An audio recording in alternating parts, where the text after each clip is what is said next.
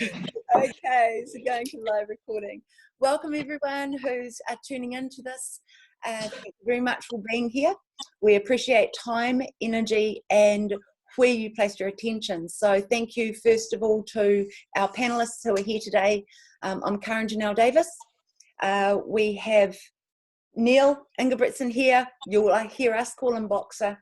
That's his nickname. We have Alex Gudsell and we have Shanen Reti. So thank you everybody for being here.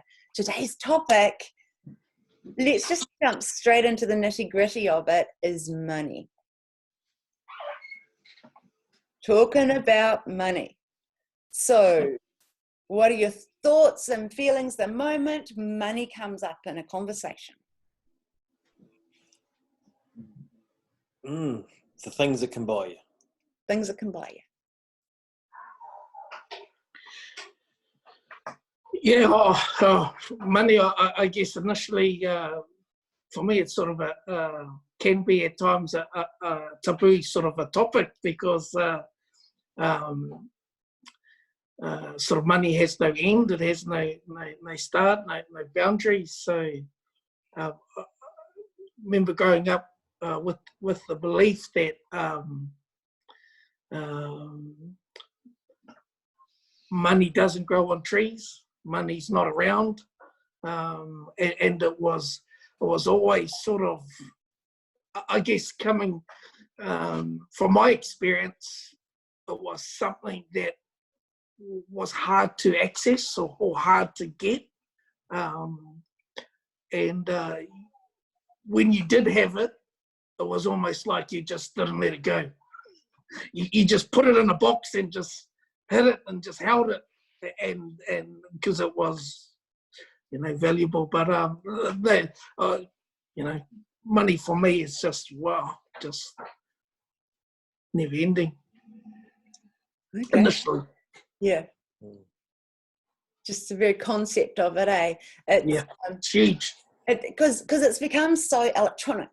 So money is just a reference now, almost like energy, I guess. It's just a reference to something that happens mostly electronic. You've got your card, which you throw across a device, a technology device, and it accepts or it declines according to what money you've got in your bank account. And we're not seeing and feeling and smelling money like, certainly back. Now I remember the cash society that we lived in, and you if you cracked a $20 note, you'd see it diminish through your spending. You'd actually notice that then you had, if depends on how far I go back, to dollar notes, $2 notes, $5 notes, and change, and now $2 coins, $1 coins. And it was easy to see the money that you'd taken out of your bank account. You'd see it in your wallet, and each time you passed it over, you'd see it diminishing. Yeah, and it's not like that now. The same, except for the access to, let's say, your bank account, to see it diminishing in digits, which is not as quantifiable in a physical item. No, for sure. And when I was doing a lot of holding a lot of cash, I would be like, I just sort of started my apprenticeship, and I'd be working in cash, and I liked to know, because you could physically see the money, and it's like, oh man, that looks really good. And then you'd go buy things throughout the day and the week and the fortnight, being paid fortnightly, and then you just end up with pockets of coins at the end of the day, And I used to have little parts. So yeah, you watch your notes diminish, but I always used to put all my coins in my toolbox, because I was a mechanic, put them in little bits in case I needed, wanted to buy something like food or whatever to re-energize myself. But then at home, I also used to chuck it all into a jar, and I'd watch that fill up, even though my notes went down, and it sort of balanced out week by week. And sometimes you'd spend way more than others, and you'd be grabbing a few coins out. But then to actually go and take that jar, and it was about after a year, I remember I took the jar, and there was $300 in this jar, Hey. In a way, at diminishing a note, I was filling up a jar, and that then went back into notes. And I was actually like, wow, that's actually a good little savings, you know? Yeah. Saving the coins. Yep. I really enjoy that, and I still have that, and moments of really enjoying the physical aspect of seeing some coins and turning them back into some notes. Always good to see good notes around. I think the thing about money is it's interesting now because its dollar value is like, what is money? What is money physically? It's an agreed value of something. We all know what a $20 note is, and then what it can get you, because at levels of a coffee, you hand a $20 note over, and sometimes you're only getting $15 back. You know, you buy 2 coffees for someone, and you're only getting $10 back, and that's it. Agreed. Hey, I want that for this, and so that's all agreed, and money was at the value of what gold was. So it was always matched in the reserve bank. So they always had the amount of money for the amount of gold, so that it couldn't fall out. But they don't have that anymore. The same now. Money's a couple of little digits with a couple of extra O's on them. Some are in front, some are behind. You know, and that depends how you live in your life. It's interesting, because placing a value on something for someone, a coffee, if it's a ritual in the morning, let's just stick with that, because that's a really cool idea. You know, the coffee, what is it? It's ground beans made by a barista, so it fits the criterion, and there's a certain taste, there's a certain experience if you're buying it across the counter that fits a ritual. Coffee's a real ritual, and so the money becomes nothing because it's the engagement of the ritual that we want. I can say this for my life. I used to buy coffees every single day for about 7 years, and that was just a part of my ritual. I never looked at it as an expense. The money was the interchange for me to have that ritual, and I used to do that ritual with other people, or I used to do that ritual by myself. Whatever it was just the experience I was after. So the money was just the exchange for my experience. We take that to how someone else might value that. They'll be like, I don't even like coffee. Why would I buy coffee? Yeah. Why would you waste your money? That's like $35 a week, every single day. Geez, I don't do that. I buy, and they've got a different value on where their $5 a day goes, for example, and what they have it at, what is valuable to them matters to them. It could be a gym membership, or it could be a feeding food for their children. It could be a gemstone, you know, it could be a savings plan. It's all down to where the values are for someone and where their direction of this so-called thing we call money goes. I when I was brought up, I had my parents split up, and having mum who wasn't money rich but always loving and always had food on the table, always thriving in what we had, which wasn't the most, and then dad having excess. We were always going out, we were always motorbike riding, you know, and that learning, once I was working and learning and wanting to still go riding now, that's not cheap to do, you know, and not appreciating it when I was little. You know, when I was I started riding at 4, and by the time I was biking around on my push bike to school and back, I think it must have been my 85, mate, KX85. I actually had to go and empty all the bins at work.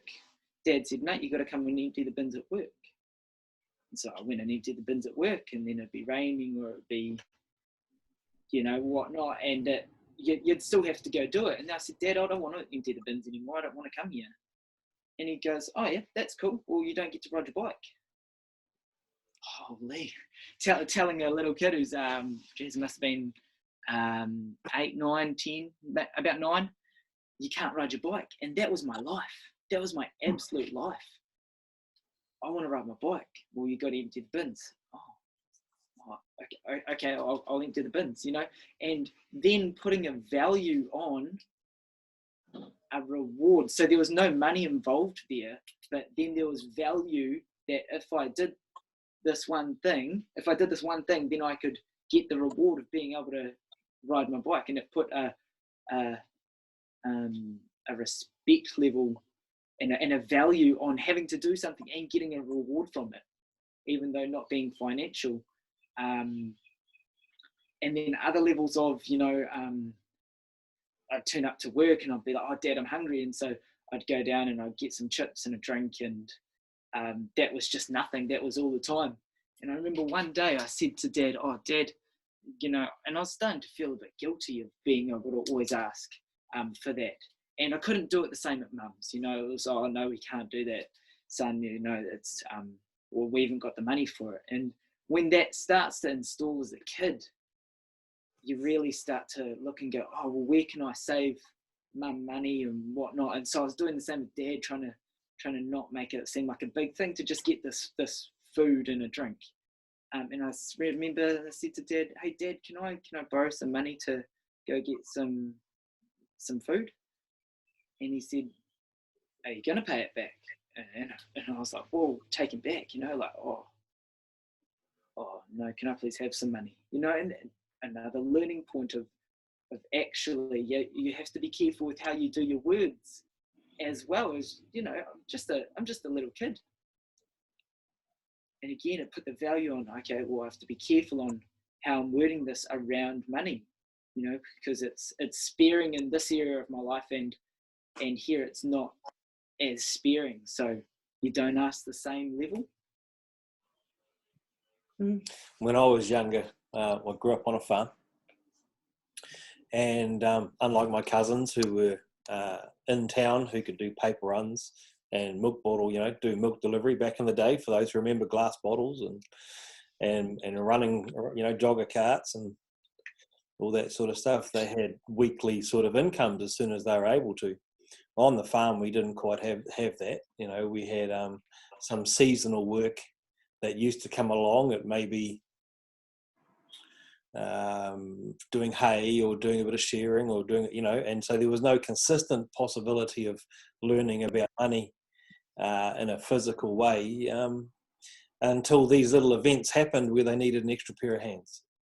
And so haymaking, you know, you're just picking up small bales of hay, because there wasn't any conventional bales. I mean, they were all conventional bales, sorry, not big bales, and we didn't do silage stacks and stuff like that. It was pretty much just hay. So the farm owner would concede, depending where we were, you know, that's, you know, we needed help from the young people. And so we got our chance to have a bit of fun while we were doing that. It was hard work, and we worked with men beside us. And, you know, some of them would give us encouragement and some of them would have a bit of a laugh at us. And because, you know, picking up a conventional bale of hay is really easy when you're big. It's not so easy when you're little, and then a soft bale comes along and you pull a string off, you know. Anyway, the making of the money, the reward, sometimes as you're working through that, because sometimes you're not getting paid, and someone will always turn up with a cup of tea and a scone with jam and cream on it, you know, and sometimes that's just a reward. Not necessarily always seeing the value in that, because, I mean, you know, money is pretty cool, but we're on a farm, so where do we spend it? I don't know, you know, but I guess there's the lolly shop, and, you know, we used to get refund on glass bottles back then, so we used to collect glass bottles and get a bit of a refund for a little bag of lollies, Coca-Cola and lemonade, and, you know, that's how it sort of, I guess, learned a different value system for the worth of something. Yeah, and I think that having gone through that and having it being different than what's in the towns, maybe for me we were a little bit cautious because money wasn't plentiful as well. Yet we had abundance of meat and we grew vegetables, and we had some pork, and we had eggs, and we had a house cow. So yet again, however, if mum wasn't having the coal range lit, that abundance couldn't be transformed into the stuff that we needed for sustenance every day. So it was a real team type thing. Money, it wasn't just about money. And then, of course, we grew up and found out that other people had money, and we wanted denim jackets and the other things that other people had that when we witnessed it. So that was another learning about money, the money that other people have, or perception of, because you don't really know. You don't. Yeah, what I find fascinating is at the end of the day, money's just a piece of paper. And we place a high value on this piece of paper. And in our family particularly, money was never spoken of. You never really spoke about money. We never ever had discussions around money. So from my experience, that's why it's a bit of a taboo topic. You never talked about it. So I've never had these conversations where it was open and you could speak about money. And what I'm finding now is my cousins are ringing me for advice around or money and asking, with the experiences that I've had with money and how do we do this and how do we do that in terms of, buying a property or buying a house. And because it was something that we never talked about. And as a result, we sort of didn't really know how to be around money. And so whenever we did get money, it was like, hold your things, hold it, don't let it go, and growing up, it was like always, and my wife comments about this quite often, where I would try and buy the cheapest thing possible, and it may not be the right thing to do, but we end up buying 5 of these cheap things instead of spending decent money to get something valuable and last longer. And so I was always buying, and growing up, the family was always about buying the cheapest thing and that can go the furthest, the longest, and always looking for bargains, always trying to get the best deal, and then try to negotiate. So whenever they give you a price, it was like, they've got a lower price. So it was always about trying to get everything. And my wife comments, she says, man, it's just hard work.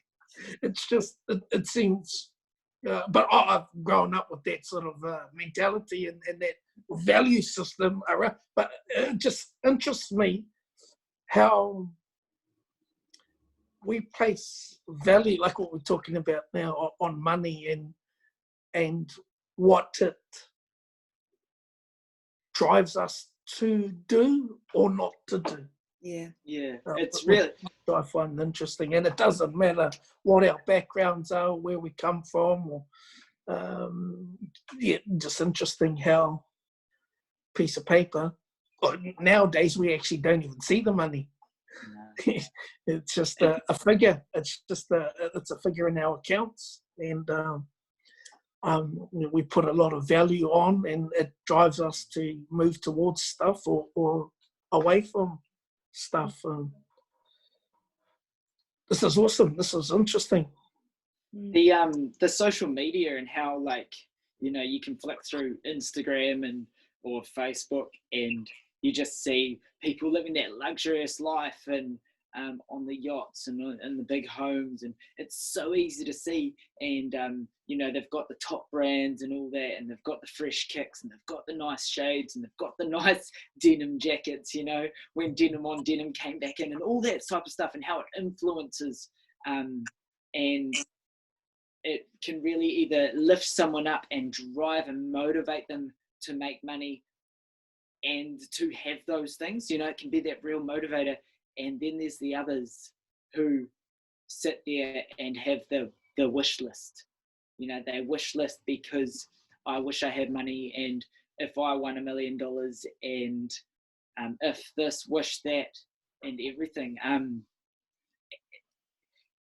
and it drives your values like that from your upbringing, from what you know, from your skills that you have or not. And then, like, I had a mate and he was just all to make $1. Like, he would lie straight to my face just to make $1. And it was just so interesting. I'd be sitting there and I'd be like, bro, shut up. Like, this is not happening. You're just trying to make your dollar. Like, but we came to that understanding and it became a joke, but it was just all out to make $1. Buying and selling and buying and fixing and selling and cars, mowers, anything. He ended up getting into diggers, and now he's doing houses, and he has done so well because he made money matter. He put it to a high value, and he's had really nice cars, goes and everything's for sale. Everything's for sale. Even before he's brought it, it's for sale.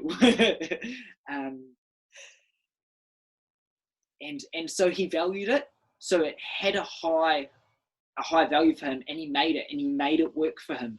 And I talked to him a couple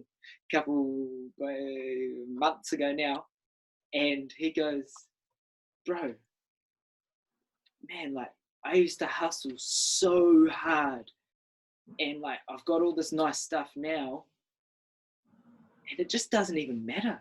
Like, he said to me, I realized that I was unhappy because I was always chasing more.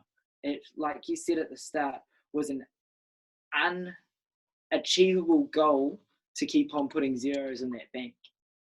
And there was just never enough. And once he started finding the happiness and the value changed, the value of money changed. So he had enough, but also realized he wasn't happy always chasing it. So the value changed, and then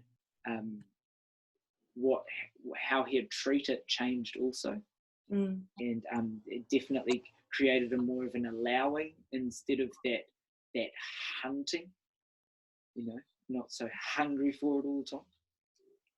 That's interesting, because it's just, I really love that story, Alex, because it's if it's the chase for money, if it's about money, if money is the words that are in the lingo at the times that it has been for me, or the lack of it, or the have of it, or the whatever, it's not actually the freaking money. Because I don't sleep on a stack of money, or I don't sleep on air because I don't have money concept, right? It's not that tangible. The tangibility is only on what the exchange can be for it. What can it provide? Or if we go to the psychological aspect of it, it's like, what's the psychology behind it? Is someone feeling empowered or not? So even that classic case where I've experienced a family member, let's say, stepping up to help me or aid me at a time that was difficult, or I've been a family member stepping up to help another family member at a time that they needed assistance and money, whether it be petrol or food, petrol or kai food, whatever. Those moments there can be really humbling as the receiver, incredibly humbling. They're just, holy moly, but you've just enabled me. It wasn't the money, it was the fact that you had the awareness to see and witness that you can help me get my children to school or something like that. But from the other time when I've been able to gift it and give it, it's been just as humbling, because it's not a here, I have this money. It's just a, hey, please take it. Please just put in your car, and then I know you're enabled. That's how I can currently help. So money itself is not really the thing. Not really. It's so many versions or perspectives of what it may provide. How you choose to make it empower you, like in ways at the moment, with what we're going through, if people are at home, you can't spend your money. And so in other ways, in some ways, people are no longer empowered with money. Yes, it gets you the kai to put on your table, to support loved ones and yourself. But at the moment, they're not, you know, they're not empowered with a lot of it. In that chase, it's funny with what you said about giving. One day, it was Christmas. No, it was, I can't remember. Anyway, maybe it was New Year's Eve, Christmas Eve. Anyway, it was Christmas Eve, that's right. And this guy was holding his daughter. She was maybe 3. And I was at the supermarket, and he just had some snacks for a bit of a gathering, you know. It wasn't like essential. It was just for what he needed, I guess, for that night, for a barbecue or something like that. And he was swiping his card, and it just wasn't working. The physical card wasn't working, and you could see he's like, oh, I've got no other way to pay for this. I've only got a card, a piece of plastic. There's money in there. And at a lot of levels, I was really empowered, and I was also like, it had just been enough time for me to notice, oh, actually, your card's not working. And I said, hey, bro, just don't worry about it. I'll pay for it. And it was only like $36. And you could just see him look at me, and he just didn't understand. And I was like, your card's not working. I'll pay for yours. I don't mind. And I literally just leaned over and slapped my card on, you know, not even put him a number or anything. And you could just see he's like, oh, man, you just changed my whole day. And if it was $36, if it was $100, it really didn't matter to me at the time. But the value I got out of that man, in his smile, in his light up, and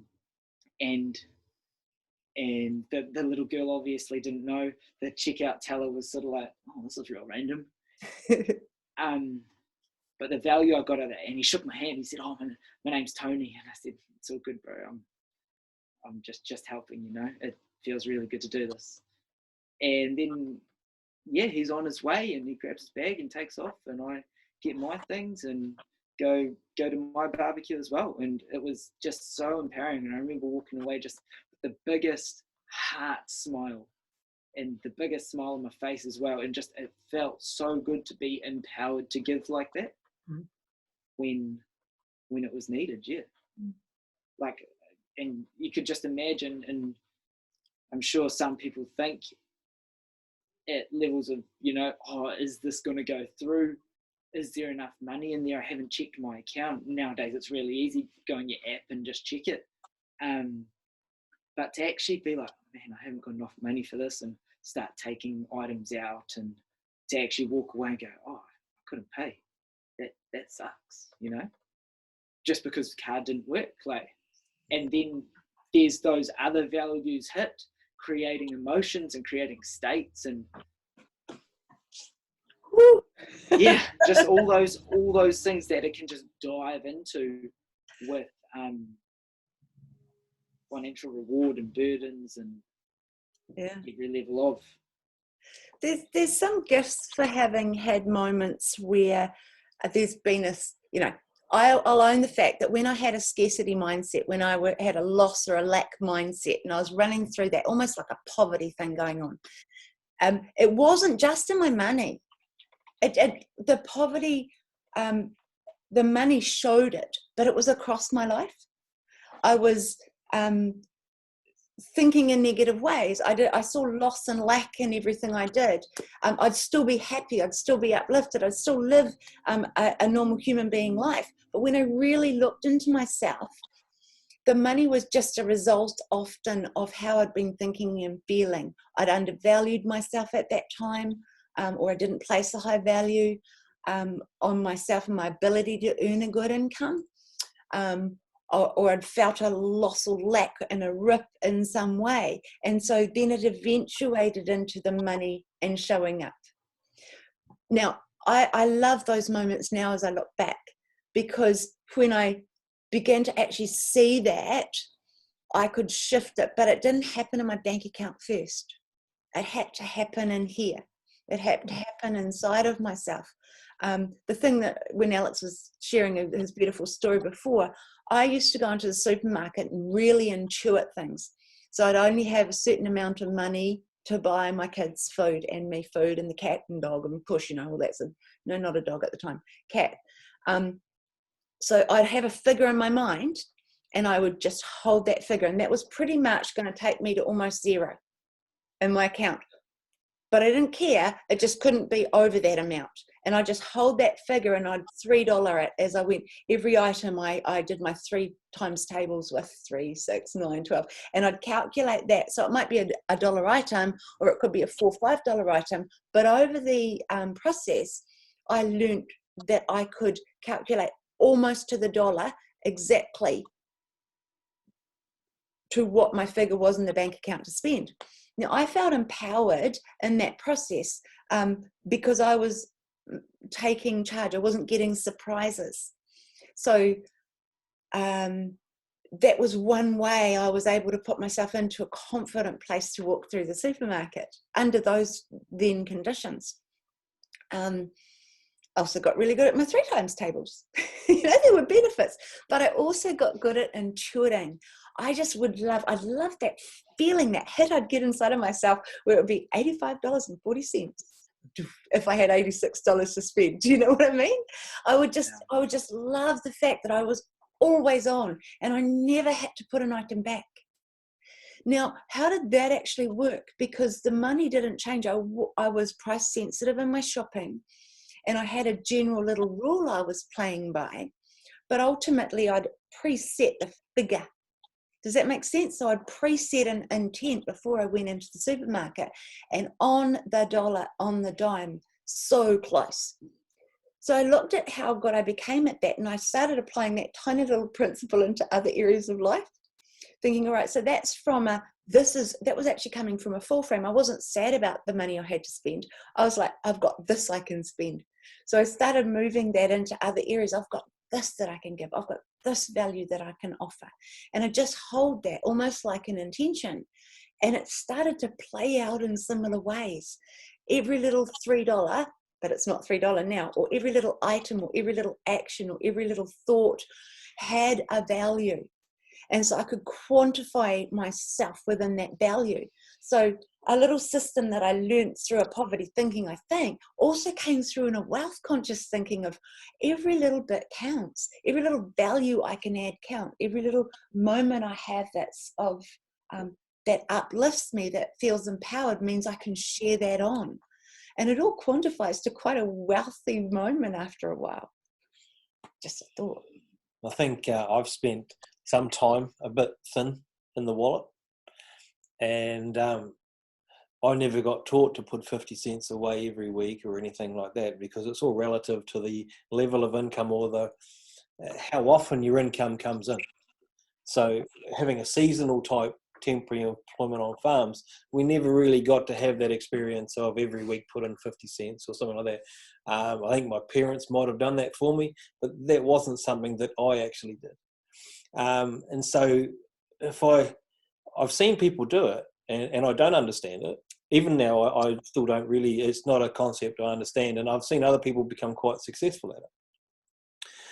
For me, I found when I've got a bit thin, I've probably also thinking about it's going to come right. That patience and discipline, I've got what I've got today, and it's going to improve. One of the things I probably struggled a little bit with is the fact that when it did improve, it was a little bit of catch up, and then maybe didn't quite have the positive thinking past the little catch up, and then you just settle for catching up. And so it's really nice to be in a place, even now, having a mortgage and having everything, where there is little steps of expansion that is quite positive in the way we go forward with our monthly, looking at things and assessing it. And so if I was I realised, like you say, the poverty and the wealthy consciousness, just the pure fact that I realised that it wasn't always going to be like this was enough to, that was something that just played in my head, because I didn't believe that it wasn't going to improve. There's always that level, this is going to improve. Don't always know how. And it does, right? And it sort of, that's the power of success. What would it be? I don't know if it's sometimes it's momentum, sometimes it's like the value that you have, that you can see in something that you own. Someone else can't see the value in that, but another person who values like you do does see the value. So money's money, and it's a conversational point. Really what we're talking about here is values. It fascinates me what we're valuing or not. It's interesting from that aspect, like at a level of knowing that being, when I was a mechanic, you're paid per hour and you are charged out per hour, and having big clashes with that with bosses, because they wanted you to work harder to put more hours through, and then they wouldn't pay you more. You were still charged per hour. So if I did an hour's job in 45 minutes and then I'm on to the next hour's job, I'm constantly making more money for them because I'm making up time. And ultimately, at the end of the day, you want someone who works an 8-hour day and charges 9 hours. Then you are making more money off them. And realizing that at levels of, and actually being quite clashed by, well, you're not paying me more, and this has been a consistent, so why should I work harder? At a real poverty mindset, and not seeing an instant reward from it, but always promise the long term, well, if you work harder, then you get paid more. And being an apprentice, it was just always the struggle, and then being told to clean and asked why you were on unproductive hours and stuff like that. It was just really interesting. But then actually learning the value of what your time is outside of the business. So your time is still worth something, and it's effectively what the charge out rate is. You know, if it's 85 plus an hour, if it's 100 plus an hour, that is what your time is worth. And especially to a business owner who's an investor, they're investing into you in order to get a return and wanting that. And then comes the side thing of cashies and knowing that prices would go up once you started realizing, actually, I'm of value because I'm saving you, as a mate or something, I'm saving you time, energy, and money because you don't have to book it in. Yeah, we've agreed on a night that we do this. We can have a good laugh with it too. Yeah, it's cheaper than what you're doing, and exchanging that value through into your more personal life and your own time. So real and skill. Because what? Sorry. Then it's about the value of skill that you have, eh? Yeah, and acknowledging that skill, and then, well, that's where it comes down to, because once you value something, usually you want to put your time, energy, and money into it, because where your heart goes, your money goes as well. Being that if you are really passionate about rugby, yeah, you're gonna spend, if you like playing it or watching it, 2 different levels. So you're gonna spend money on good boots, you're gonna spend money on your gear, on good mouth guards, on good headgear, on a ball to practice in outside of your time, and then you're going to invest that time and energy with the money that you've invested into training so that you can get good at it. If you like playing and watching as well, then you're going to go to all the games. You're going to be backing your team. You're going to have a favorite team. You're going to be passionate.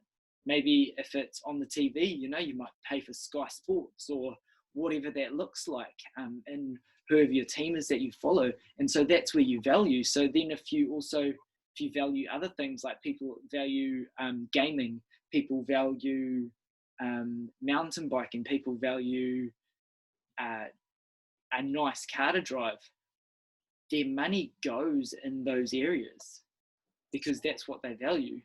That's right. And then you have other people that value dancing, mountain biking, cars, motorbikes. Someone else other than you. Yeah, other than me, and spearfishing, and all those things, and Land Cruisers. And your money goes into those areas. And then you have people who value the whānau.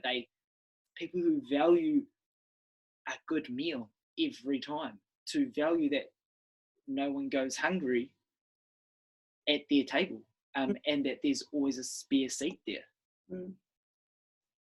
And not caring about the monetary spending that they have, because they're more satisfied to see someone eating really well and to see them happy. And it's a good feeling when someone turns around and says, "Hey, that was a really good meal. Thank you very much." Yeah. Thank you, Alex. Thank you. I'm going to just talk from a business framework. I mean, I'm a businesswoman, there's no doubt about it. Have been for 18 years. Done good business, done exceptional business, and of course, in any good business, I've made mistakes. And valuing the client, valuing the customer, valuing the service, valuing the provider, valuing your people, valuing the who you have on your team, in your team, and yet money runs all that, right? Business is about an entity that produces some level of product or service that has a value attached to money that feeds through the whole system with the idea of making a profit, or if it's about, if you made a couple of errors along the way, a profit and loss statement at the end of the year. But ultimately, to keep that whole entity moving, it's actually money that's flowing through it. So it's like when we look at a business, it's a little easier to see it. That still has value though, because inside of the business, it's nothing if there's not people. Because people are a whole process. The people are the customers, the end user, the client. The people are the people who provide the services or put the product together. I really should only speak of services because that's been what I've been involved in. And when the team themselves feels valued and valuable, they can share on that to their clients. So, but that all starts with here too, with as a CEO, that starts with valuing self so that there is enough to value another person, to be able to uffy them or lift them up or acknowledge them in their best way and state so that they can be their best for the end user. So, and I come back, I think I've said it before, but the money's filtering through there. It's rocking through there, but it's still values. It's all connected to what is the value. It's the way someone feels, a deep inner sensate core feeling that's moving people towards or away from something. And ultimately it drives every single decision we make in life. At one level, it's at a business level, it can be seen as logical, but it's still heart driven in some way, or it's still fear driven at another level, or profiteering driven. Does that make sense? So it's all inside of there. It's just such a bundle of wool. It's just fascinating.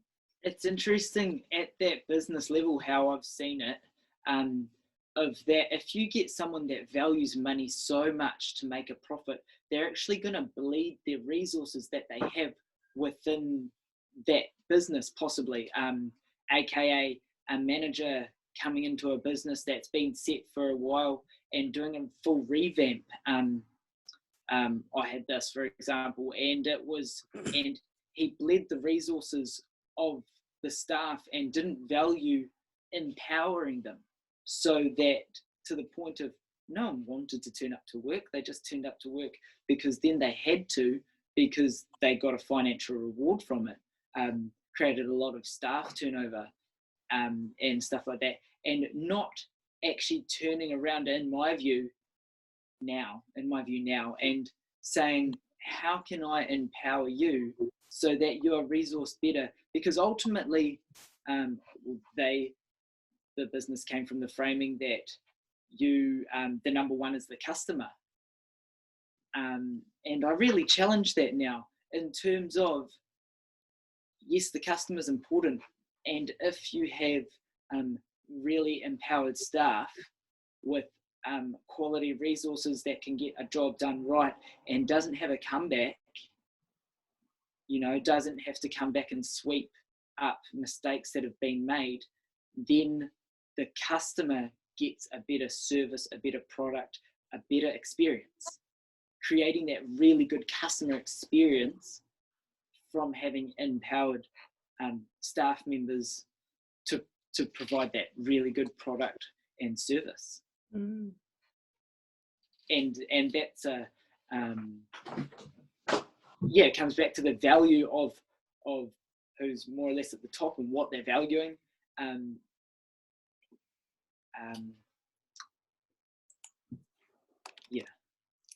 What are you thinking there, Shan?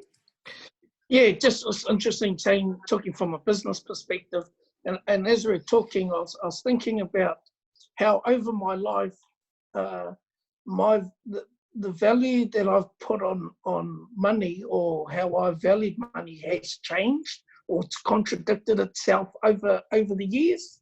And I was just going through my life, and times I valued money, times I didn't value money, and the different results that I got each time. And just listening to Alex talking about, and it's possible in a business sense. If the business changes their values, they may get where one of the incidents he spoke about, the business didn't value their workers, and as a result, the productivity wasn't as great. But when you talk of your example, Karyn, when you shift the value onto the employers, the employees, productivity increases and that sort of thing. And I've seen it in different restructures of business. The value changes. And I was just wondering, and there's this question that I was going to ask, have any of you, both, all of you, have you kept the same value towards money your whole life, or has it shifted through different times and in your life? That was a question that I was just thinking about, because as we're talking, I realized, sometimes I valued money really, quite highly, and then other times I didn't care about it. I just had no regard for it and just did whatever with it, and it was something that I was just thinking. And at both times of examples that you've shared, I felt, I've done that, and then I've done that. No, I've done that with money, and I did value it, and then I didn't value it. And I was just wanting to know if what your guys' experience was in your life around the value. Have you kept the same value? Have you valued money the same way, or has it shifted and changed? And what was your learning? Good question. Yeah, that's a cool question. I think, like, being a younger fella, Really? While you're finding your own values, which I've come across now really, really strongly. While finding your own values, everyone has input, because being younger, you're a lot more malleable until you decide not to be. and some people can get stuck in that. But it always getting told what to do, how to do it, and why you should do it. You know, I had some really better teachers than others, and when saving wasn't the highest priority, but always being told it was. So getting told some really good information that wasn't relevant to me at the time, and then so I'd get an income and I could just spend it. You know, it doesn't really matter. I'd get another get paid the next week. You know, and that was sweet as. But I got told to save 10% of your income. 10% out of $100, you save $10. Out of $400, you save $40, and put that into an account that never gets touched. Now, I didn't really think about that too much, and didn't really mean anything, and I could actually save more money instantly, and then I could save it up and actually use it for something I wanted. And after a few years, I started thinking, what if I had have saved, you know, if I was getting maybe $500 a week, if I was saving 50, and I did a little bit of a calculation, and that's five. That's a lot of money. It's a lot of money. Yeah. 2,500 or whatever it is, and no more than that. Anyway, that's a lot of money after a couple of years, and going, I've missed out on that because I saw the value more in having that $50 instantly than putting it away for a longer purpose. And so then now implementing that and implementing that really strongly, to the point of, why only just 10%? Why not when my pay comes in, I then changed it so instead of saving what I had left at the end of the week, now I save all my money for what I want and what I choose.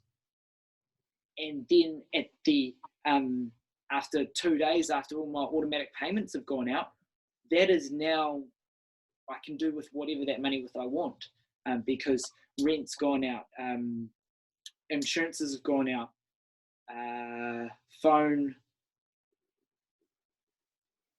and savings and payments towards accounts I've got. So then that's all gone out. Now all I've got to do is food and my wish list of whatever I want and choose for that day, that week, that month.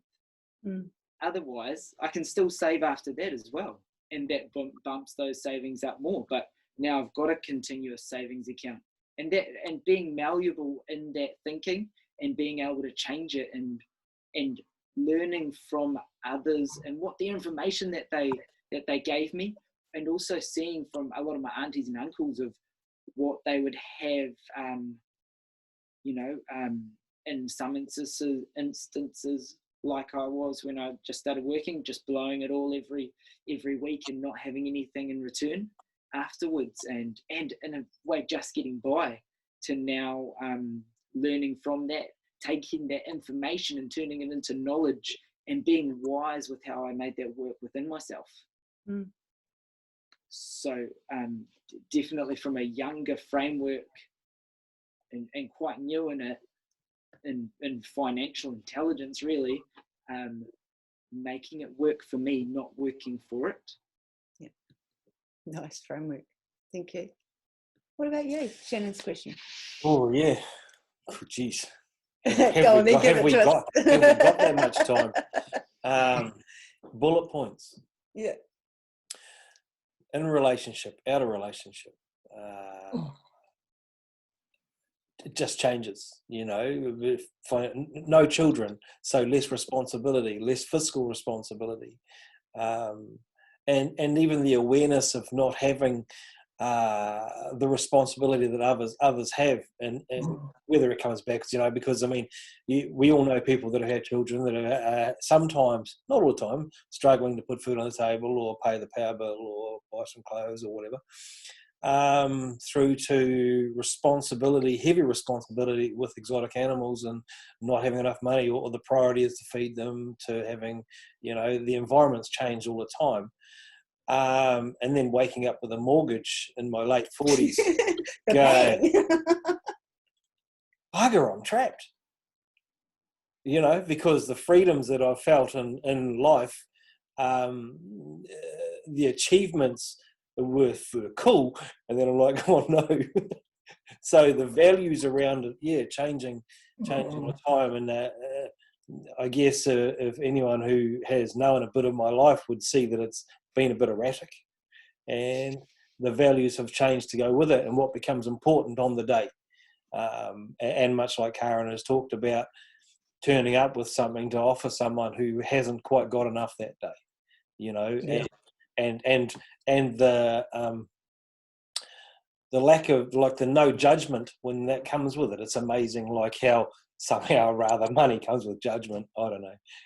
To be able to offer something with love and aroha is just, and the values change. And then sometimes you've got to pull it all back and just look after yourself, and that can feel selfish. Yes. That can feel selfish if you're an open door person. And sometimes that's really valuable. You just have to do it. So all these experiences I would have had as a shift in the time that I've been working with money. Yeah. Thank you. I definitely have had just massive shifts, and a lot of paradoxes in my life around money. So even my upbringing was real clean, Christian upbringing, and 10% went to the church.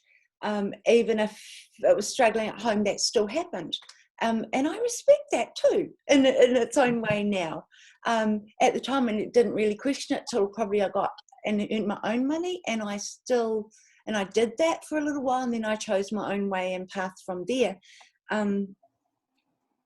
I started working really young, sort of at 11, I think was my first job, and I was quite entrepreneurial during my process. I worked for wages some of my life, and most of my life I haven't. Most of my life I've had some level of self-employment or business.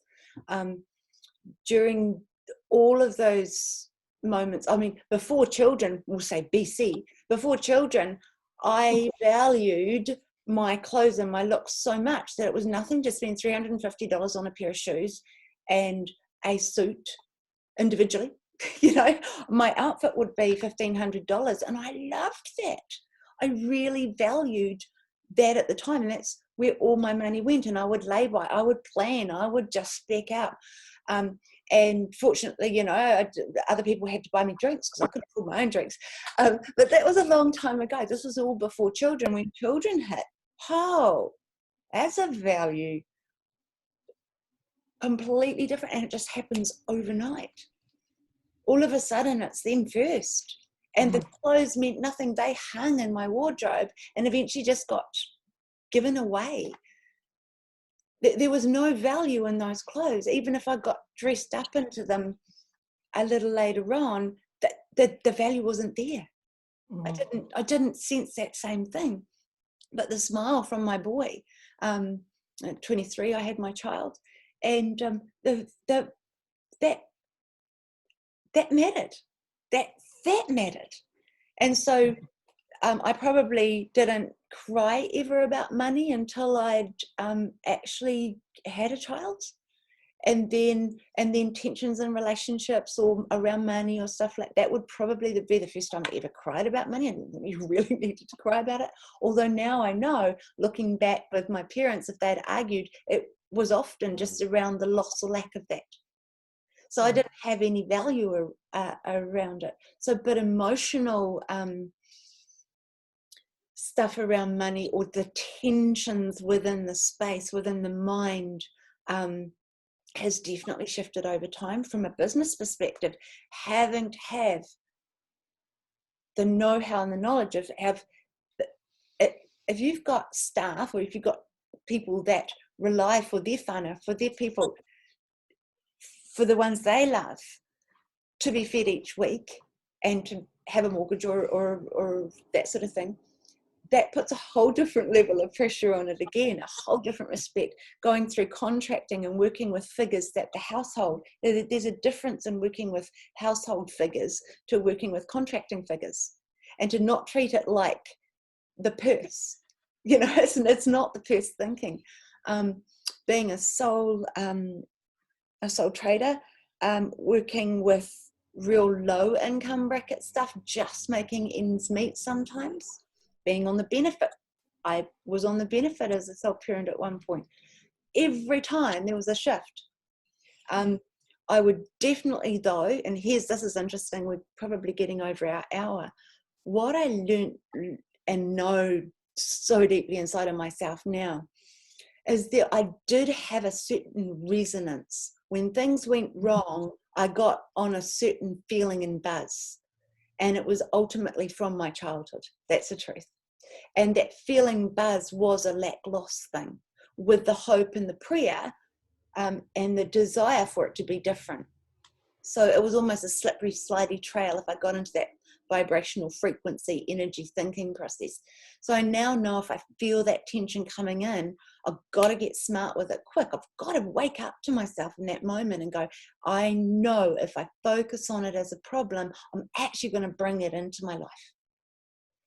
And so I don't walk around with, I have $1 million in my bank account, thinking, not at all.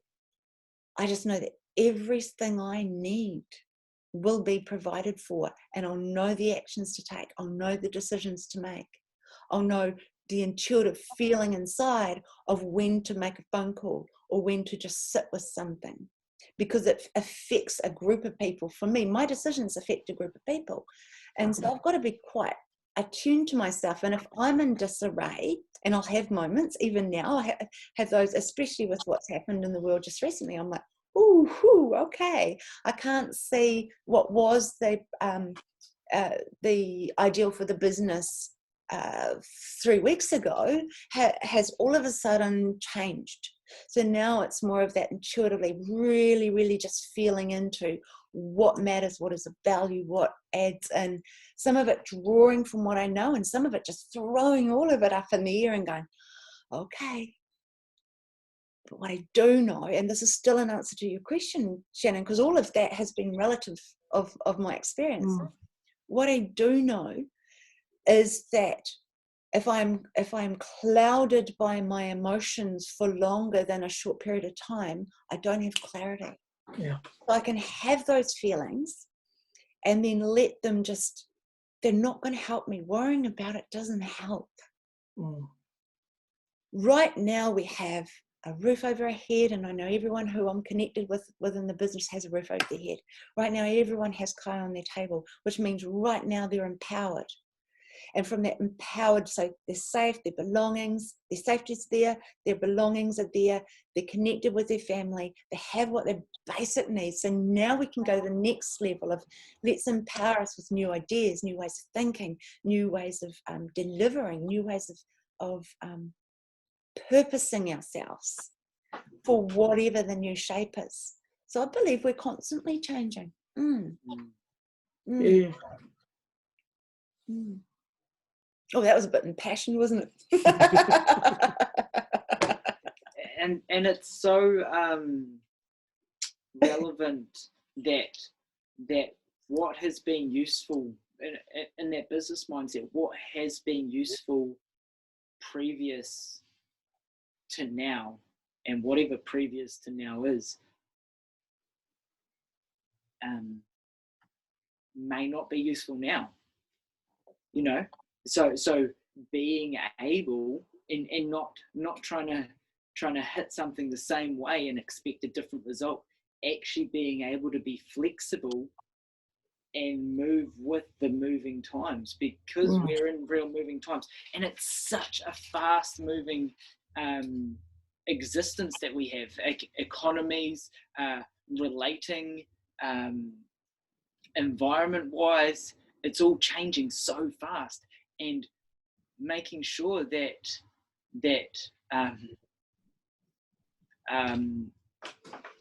you are able to flex within and find out, and not have all your eggs in one basket, and to be putting attention in different areas and seeing which one's working. Maybe this will work now, but it might not work for what's going to happen in a week's time, because it really is different week by week with what we're doing right now in this instance. And being able to flex with the information that we have, using it and becoming knowledgeable with it, so that we can be wise with our decisions that we make with money and financial. Because we now, as the world currently is so dependent on a financial system. Whereas, money used to be, everything used to be bartered. Everything used to be, I have blankets, you have food. And definitely from the Māori perspective, when the white people came with, you have land, we have guns and blankets, and ultimately being a lot of people arguing now about why they made those decisions, but then also realizing how poor that was at the time, but it was the decision best made, because those guns and blankets could keep them really warm and help them fight for whatever they chose to fight for. Interesting. Whole other discussion. Yeah, whole lot of the discussion. But really choosing what you value and how you make what you value work within your means. Yeah. I'm quite surprised in this conversation how obvious it is too, is like how fast if a value changes with complete congruence, it just changes, like having a child. Body comes into some level of congruence or acceptance, and boom, it just happens. It just happens. Just like that. And the values just change around money and around other things that are important that quick. It's just that quick. So you're saying if I got a dog, my values might change? Oh, mate. It depends on the size of the dog and the size of the shovel you'll need. That is true. Okay. All right. So we've just come up the hour, and that all came out of the question, what is money? And then Shannon's very, very cool question is, have our values changed around money over time? So thank you. Amazing how a question can create. Yeah. So what I'd love to do is to know what you've taken individually and personally from our kōrero, from our time together today, and then we'll come to a close. And if you're keen to have another conversation, we should do that. Yep. Definitely. So first of all, please, what have you personally taken from today? Oh, it's cold. Yeah, I'll jump in there. What I've taken is, what I've taken out of this is, this one, money can take us anywhere and everywhere. The discussion around money can get us talking about a whole range of things and range of beliefs. And what I've personally got out of it is that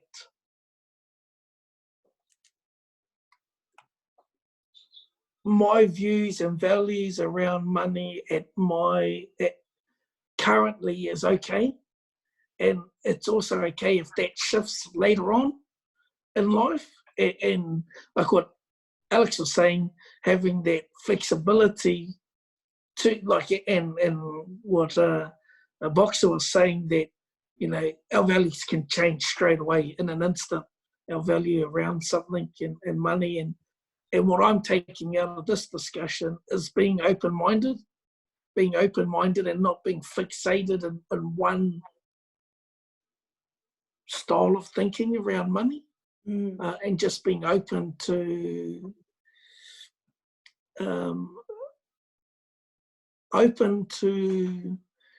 different points of view, different beliefs, and different feelings and emotions around money, and just not being fixed and okay, this is how it's always going to be. And that's what I'm going to take out of today, and thoroughly enjoyed the conversation, and look looking forward to having another discussion sometime soon. Okay. Thank you all. Thank you all. Thanks, Sam. Thanks, Jen. Yeah, I think the value shifts, and like when something becomes important, how easy it is to get something else go. You know, for what, and okay, we might revisit it and later on and go, wow, you know, this was the decision I made, and but how easy it is for that to happen, I guess. And yeah, it's just it seems to be a common theme. I've made reference to, I think I've heard it before as well, is money is just energy. So money, energy, you know, and I like also there's with the different generations here that we have, there is a little bit of a common theme for those that are a bit older, and it's nice to see Alex with a different, refreshing view like that too. So thanks, Alex. Yeah. Cheers. Thank you. Yeah, I've got a wealth of information. I've just been jotting a lot down actually. So I'm just gonna share it all. So healthy is wealthy. What is the value that you have in general about things, about everything that you come across? What is your value, and how do you value? I think ultimately, what are your views? What are your experiences? What are you chasing? And asking people, starting to bring it into a question in lives or not, of what are you chasing? What's the psychology behind why you're chasing that? And are you empowered? And how are you empowered to do that behind your values? I really like personally what I said about making something work for you, not working for something. And I just, that sings for me. That really sings for me, and it's probably definitely what I'm preaching at the moment. My mantra, if you would call it. And then if not, what are you making work for you looking forward that hasn't been previously working or currently isn't working? And revisiting that, taking a step back and not being so tunnel vision possibly in it, for stepping back from, maybe it's a bit of a mountain when it's a tunnel vision, stepping back and picking the bits of it and going, why isn't this working for me? How do I want this to work better? Just really questions that I'm putting out there, and seeing how that works for people. Creative thinking. So yeah, really enjoyed this. Really enjoy empowering conversation. Just speaks so much. So thank you all. Thank you. That's very similar words. Is really enjoy acknowledging all the different perspectives, learning from each one of them. Each one of them just takes us, I don't know about what happened for you, but what I know happened for me is you go on the person's journey as each one's sharing, and as we go on that journey, we're exploring our own journey through literally being piqued of interest or listening. The very process of listening, we associate it to ourselves. And so valuing another person's time, their energy and their focus and attention, just really clarifying that for me around another theory I have. So I'm really liking that now there. Time, energy, focus and attention. The presence of you guys all being here, I think, is just divine. Just so divine. And the fact that you're so willing to share yourselves, I love it. So that's what I'm taking from this, is that you're sharing and it and I'm sharing and we're sharing, you know, and it'll be touching other people's lives too. Yeah. So thank you very much. Let's set up another time. In the meantime, bye from me. I'm Karyn. Neil.